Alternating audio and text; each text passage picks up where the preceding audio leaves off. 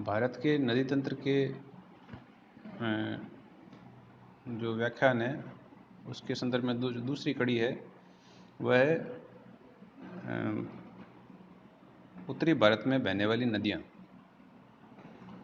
हमने भारत के नदी तंत्र को दो भागों में बांटा था। उत्तर की हिमालय पर्वत से निकलने वाली नदियाँ और दक्षिण में प्रायद्वीप पठार में बहने वाली नदियाँ। इसी क्रम में पहला जो है वह उत्तरी भारत की नदियाँ। तो जो प्रमुख नदियाँ हैं उसके बारे में हम आज चर्चा करेंगे। सबसे प्रमुख जो नदी इसमें आती है वह है सिंधु नदी। सिंधु नदी जो है तिब्बत क्षेत्र में मानसरोवर झील के निकट कैलाश पर्वत श्रेणी में बोखरचू के निकट एक हिमनद है। यहाँ से इसका उद्गम होता है।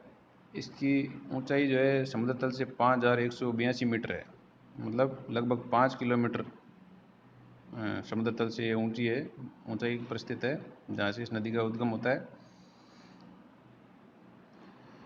इसकी जो प्रमुख सहायक नदियाँ शोक, गिलगित यहाँ ऊंचाई पर आके मिलती है, शोक, गिलगित और काबुल।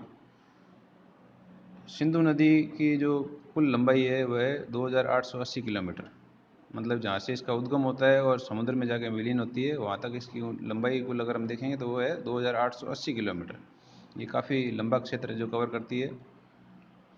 लेकिन सिर्फ भारत में अगर हम इसकी लंबाई देखें तो वो आती है 1114 किलोमीटर।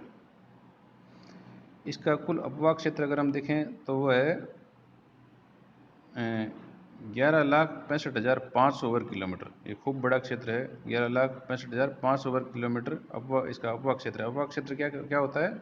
जो प्रमुख नदी होती है उसके साथ उसकी सहायक नदियाँ आके मिलती है और उस टोटल एरिया को जब हम कैलकुलेट करते हैं उस पर बेसिन जो होता है, ड्रेनेज बेसिन, उसको अगर हम कैलकुलेट करें तो वो हमारा टोटल एरिया जो निकलता है उसे हम अपवाह क्षेत्र के नाम से जानते हैं।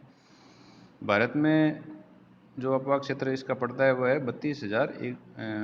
3,21,289 वर्ग किलोमीटर है। यह जम्मू कश्मीर, पंजाब, हिमाचल प्रदेश, राजस्थान और चंडीगढ़, ये जो एरिया है इसमें इसका अपवाह क्षेत्र पड़ता है। सिंधु नदी की 5 जो है प्रमुख सहायक नदियाँ हैं। पहली है झेलम। झेलम वेरीनाग एक स्थान है जम्मू कश्मीर में, वहाँ से निकलती है। इसकी कुल लंबाई भारत में 1180 किलोमीटर है। दूसरी प्रमुख नदी है चेनाब।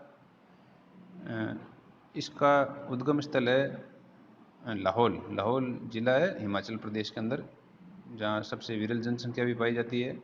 लाहौल और स्पीति दो ऐसे ज़िले हैं। तो लाहौल में 12 लच्छा एक दर्रा है, वहाँ से चेनाब नदी निकलती है। चेनाब जो है इसको हम संस्कृत में अस्किनी या चंद्रभागा के नाम से भी जानते हैं। तो चंद्र और भागा दो चंद्रताल लेक से चंद्रा रिवर निकलती है और उसमें भागा नदी आके मिलती है और फिर ये आगे हिमाचल प्रदेश में से चेनाब के नाम से जानते हैं। जम्मू कश्मीर में, हिमाचल प्रदेश में तो ये चंद्र और भागा दो नाम से जाने जाती है और आगे जम्मू कश्मीर में प्रवेश करती है तो ये चेनाब के नाम से जानी जाती है। तीसरी प्रमुख नदी है जो सहायक नदी है सिंधु की, वह है रावी। रावी आप कुल्लू मनाली के रास्ते पे जाओगे तो एक रोहतांग दर्रा आता है, जहाँ अभी हाल ही में एक मोटरेबल रोड बनाई गई है, जिसमें सुरंग बनाई गई है। भारत की सबसे ऊंची सुरंग का में उसको दर्जा दिया गया है, जिससे कुल मोटरेबल रोड की जो है लंबाई 45 किलोमीटर कम हो जाएगी। तो ये रोहतांग दर्रा है कुल्लू में, वहाँ से इसका उद्गम होता है और इसकी कुल लंबाई भारत में 725 किलोमीटर है। देखो इसमें ये नदियाँ हैं, इनकी पहले तो आपको सहायक नदियों के नाम याद रखने पड़ेंगे और उसके बाद में इसका उद्गम स्थल और इसकी कुल लंबाई का आप एक टेबल बना लो जिससे आपको ये याद करने में आसानी होगी। नदियों के संदर्भ में भूगोल में खाली इतना ही पढ़ा जाता है कि ये किस प्रकार के धरातल से होकर निकलती है, कहाँ इसका उद्गम स्थल है, क्या ये मीएंडर्स बनाती है, इसका डेल्टा कहाँ होता है। तो ये कुछ इंपॉर्टेंट कैरेक्टरिस्टिक्स होती है जो जोग्राफिकल कैरेक्टरिस्टिक्स है, वो अगर आप याद रखेंगे साथ के साथ तो आपको आसानी से याद होते चल जाएंगे। तो इसे एक टेबल फॉर्म में आप बना लीजिए। ऐसे सीधा सीधा पढ़ने से आपको जो है कठिनाई होगी इसको याद रखने में।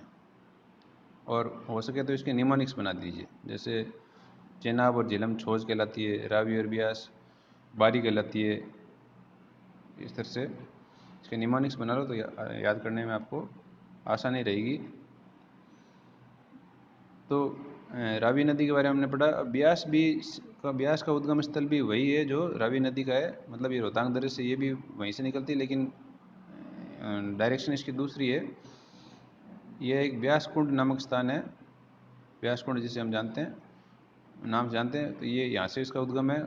इसकी भारत में कुल लंबाई है 625 किलोमीटर। इसके बाद सतलज नदी आती है जो रकस झील है, एक राक्षस झील भी कहा जाता है इसे। तो यहाँ से इसका उद्गम है, जो कैलाश पर्वत के पास में है ये झील, वहाँ से इसका उद्गम होता है। सिंधु नदी का उद्गम भी यहीं से माना जाता है। इसके पास में जो मानसरोवर झील है, कैलाश पर्वत में एक मानसरोवर झील है, वहाँ से उद्गम होता है। और सतलज नदी भी कैलाश पर्वत में ही राक्षस झील है, उससे इसका उद्गम होता है। तो दोनों का उद्गम स्थल निकटवर्ती है।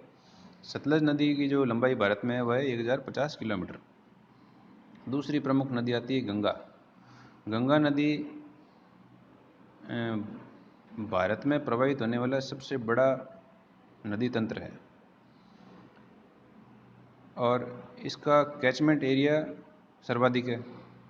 यह इसके बहुत सारे उपयोग हैं, सांस्कृतिक उपयोग के अलावा जो मूल जो अर्थव्यवस्था है वो भी इस नदी के ऊपर टिकी हुई है, क्योंकि भारत एक कृषि प्रधान देश है और नदी के द्वारा जो सिंचाई होती है उससे हमारी फसलों को काफ़ी लाभ मिलता है। तो ये नदी जो है गंगा नदी, इसका कुल क्षेत्रफल भारत में 8,32,200 वर्ग किलोमीटर है। हमने सिंधु नदी का जो भारत में क्षेत्रफल देखा था वह था 3,21,000, जबकि इसका है 8,32,200 वर्ग किलोमीटर। इसकी कुल लंबाई भी भारत में अधिक है सिंधु नदी की अपेक्षा, ये 2,525 किलोमीटर लंबी है। इसकी जो प्रमुख सहायक नदियां हैं वह मैंने नीचे लिखी है।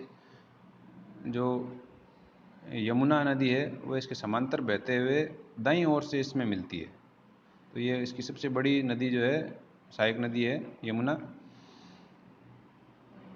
जो दाईं ओर से मिलती है। बाकी जो सहायक नदियां हैं, प्रमुख सहायक नदियां जो हिमालय पर्वत से उतरती है वो सारी बाईं तरफ से मिलती है, जबकि प्रायद्वीपीय पठार से आके मिलती है वह दाईं तरफ से मिलती है। तो यह हिमालय पर्वत एक सिंगल उद्गम स्थल अगर माने तो दाईं तरफ से सिर्फ जो है यमुना ही उसमें आके मिलेगी।